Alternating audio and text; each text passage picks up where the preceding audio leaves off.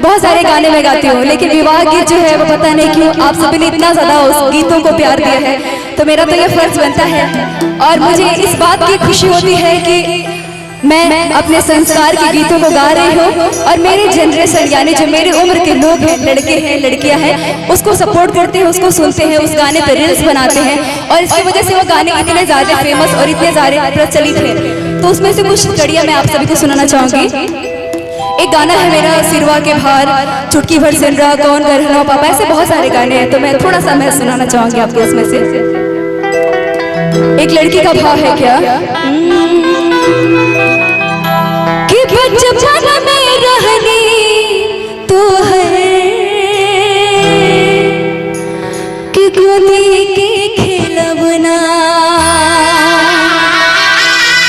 कि धूरा माटी खेली पापा कि रो रे बिछवना कि सुनसान लागे पापा कि सुनसान लागे चाचा अंगना दुआर हो अपने उतर लाए भैया कि सिरवा के भार हो अपने उतर लाए बाबा कि जुड़ला पराए संग पिरतिया के तार हो, जुड़ला पराए संग पिरतिया के तार हो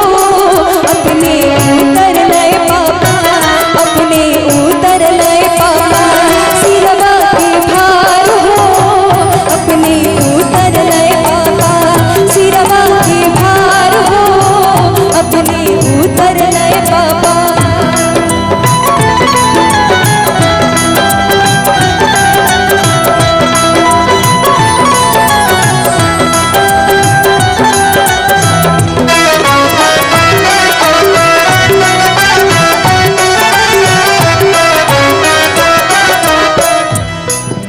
लेके कह लेखो लोटवा के बनिया पापा कैसे मंगईबा,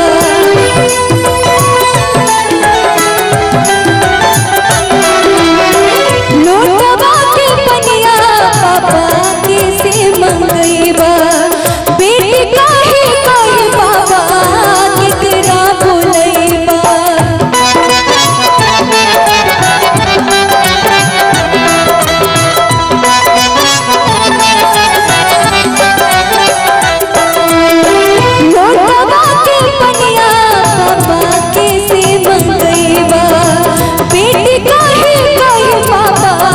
केकरा बोलईबा,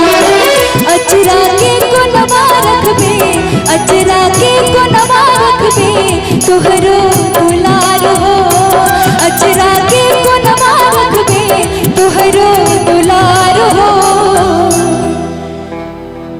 लोटवा के बनिया पापा